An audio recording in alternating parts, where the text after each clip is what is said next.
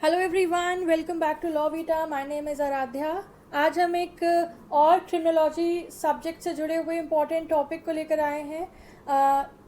ये एक ऐसा टॉपिक है जिसको डिटेल में समझेंगे, जो हर criminal law student and general law student के लिए बहुत इंपॉर्टेंट है, स्पेशली आपके लॉ एग्जाम्स में। ठीक है, and the topic is the difference between payroll and probation. ठीक है, हम लोग जानेंगे कि इन दोनों ही कॉन्सेप्ट में क्या डिफरेंस है। तो ये दोनों ही कॉन्सेप्ट क्रिमिनल जस्टिस सिस्टम का एक हिस्सा है और दोनों का ऑब्जेक्टिव एक ही होता है। दोनों का ऑब्जेक्टिव होता है रिफॉर्म्स एंड रिहैबिलिटेशन, कि जो भी क्रिमिनल्स हैं, जो भी डिटेन किए गए हैं, उनका रिफॉर्मेशन करना, उनका रिहैबिलिटेशन करना, उनका सुधार करना। लेकिन इनका जो नेचर है, इनकी जो स्टेज ऑफ ग्रांट है, इनकी जो अथॉरिटी है, इनका जो लीगल इफेक्ट है, वो अलग अलग होता है। और वही हम लोग आज डिस्कस करेंगे, the distinction between payroll and probation. चलिए डेफिनेशन के साथ शुरुआत करते हैं। तो पेरोल का मतलब होता है जब जेल अथॉरिटीज़ किसी प्रिजनर को कुछ कंडीशंस के साथ उसकी सेंटेंस पूरी होने से पहले रिलीज कर देती है, टेम्पररी रिलीज करती है। The jail authorities release a prisoner early before the full sentence is completed with some conditions. For example, अगर किसी व्यक्ति को 5 साल की सज़ा मिली है और उसने 2.5 साल अच्छा बिहेवियर के साथ जेल में बिताया, तो पैरोल पर उसे टेम्पररी रिलीज मिल सकता है। ठीक है, होती ये पावर जेल अथॉरिटीज़ के पास है, वो डिसाइड करते हैं। On the other hand probation क्या होता है? तो प्रोबेशन तब दिया जाता है जब कोर्ट ऑफेंडर को लगता है कि जेल भेजने के बजाय, कोर्ट ऑफेंडर को जेल भेजने के बजाय उससे कुछ कंडीशंस के साथ सोसाइटी में रहने की परमिशन देते हैं। Court let the offender stay in the society under some conditions. यहाँ पे पैरोल जेल अथॉरिटीज़ के द्वारा रिलीज करा जा रहा है, एंड प्रोबेशन में कोर्ट डिसाइड करती है कि वो ऑफेंडर को सोसाइटी में रहने की परमिशन देती है under some conditions instead of sending him to jail. For example, अगर किसी फर्स्ट टाइम ऑफेंडर ने छोटी मोटी कोई चोरी की है ना, और उसका मैटर कोर्ट में है, तो जज उसे प्रोबेशन दे सकता है, जिसमें उससे रेगुलर रिपोर्ट देनी होगी एंड काउंसलिंग सेशंस अटेंड करने होंगे। ठीक है, तो ये हो गया हमारा प्रोबेशन का मतलब।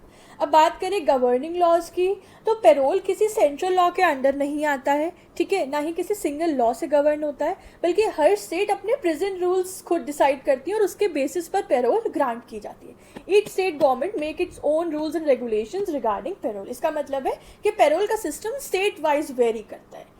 ठीक है, on the other hand probation की बात करें तो इसका क्लियर लीगल फ्रेमवर्क होता है और उसके अंदर ये रेगुलेट किया जाता है, जैसे कि मेनली है आपका the probation of offenders act of 1958। इसके अलावा भारतीय न्याय सुरक्षा संहिता यानी CRPC ओल्ड लॉ में भी इसके प्रोविजंस प्रोवाइडेड रहते हैं और उसके थ्रू ये गवर्न होता है।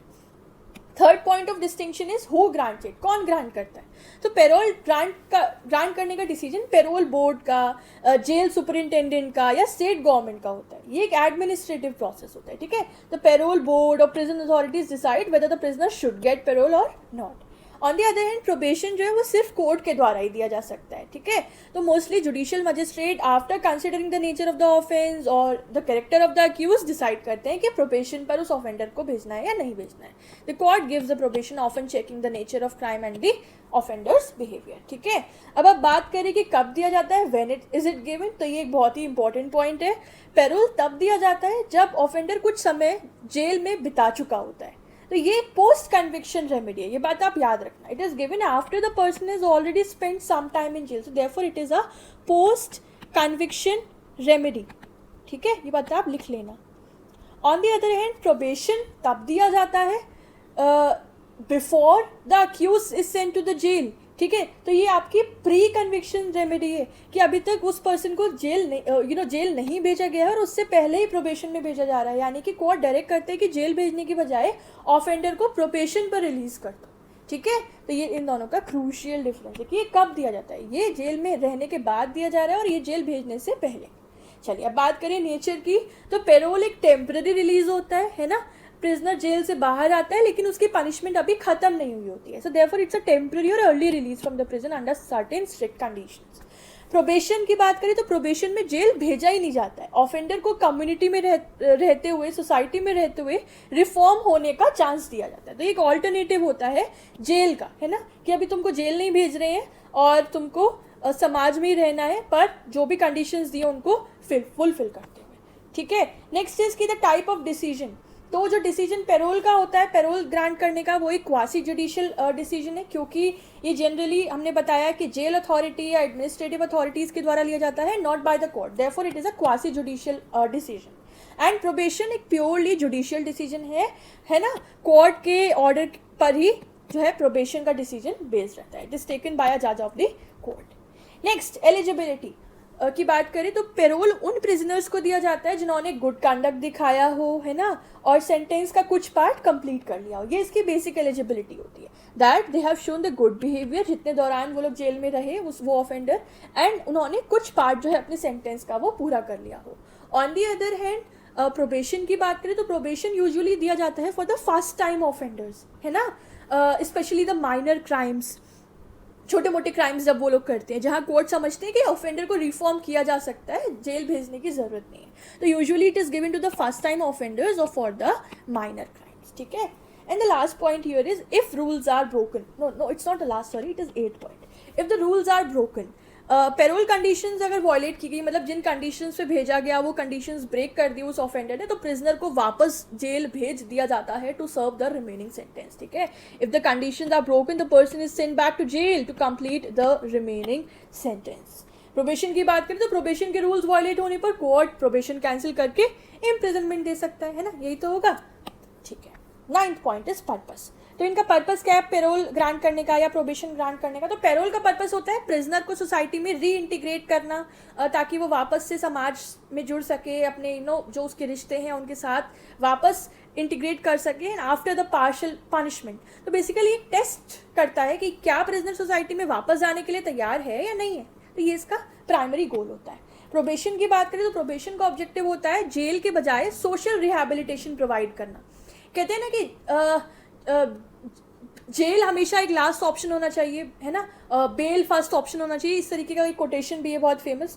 तो यहाँ पे प्रोबेशन का ऑब्जेक्टिव है कि जेल में भेजने से पहले सोशल रिहैबिलिटेशन प्रदान करो, स्पेशली उन ऑफेंडर्स को जिनको रिफॉर्म किया जा सकता है ना, and because that help those offenders to become a good citizen.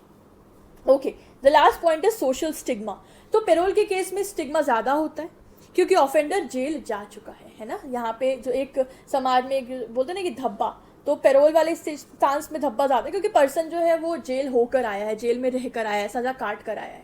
And probation का केस में स्टिग्मा रिलेटिवली कम होता है क्योंकि ऑफेंडर जेल गया ही नहीं होता है, ठीक है।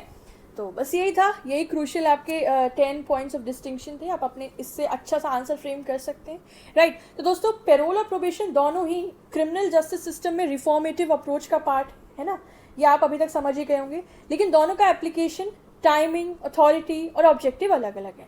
पेरोल जहाँ एक एडमिनिस्ट्रेटिव डिसीजन है, जेल के बाद दिया जाता है, वहीं प्रोबेशन एक जुडिशियल रेमेडी है, जेल से पहले दिया जाता है ना। तो अगर आपसे एग्जाम में या जनरली भी कभी कोई पूछे कि बताइए पेरोल और प्रोबेशन में क्या अंतर है, तो आप इजीली हर एस्पेक्ट से बताइएगा कि क्या मतलब है, क्या टाइमिंग है, क्या अथॉरिटी है, क्या नेचर है, क्या कॉन्सिक्वेंसेज हैं, और उसके बेसिस पर आप अपनी बात रख सकते हैं, चाहे प्रैक्टिकल एस्पेक्ट में हो या फिर एग्जामिनेशन पॉइंट ऑफ व्यू से हो, ठीक है। तो ये था आज का लेक्चर। अगर ये लेक्चर आपको क्लियर लगा हो, समझ आया हो, तो वीडियो को लाइक करें, अपने फ्रेंड्स के साथ शेयर करें, हमारे चैनल लॉ वीटा को सब्सक्राइब करना ना भूलें, और कमेंट में बताएं आपको ये लेक्चर कितना हेल्पफुल लगा। इस सब्जेक्ट के या किसी भी और सब्जेक्ट के लीगल नोट्स के लिए आप हमारे इंस्टाग्राम पेज और ईमेल आईडी पे कांटेक्ट कर सकते हैं। तो मिलती हूँ आपसे अगले एक इंपॉर्टेंट लेक्चर के साथ, एक नए लीगल टॉपिक के साथ। तब तक के लिए all the best to everyone for your exams and thank you so much for watching. Bye bye.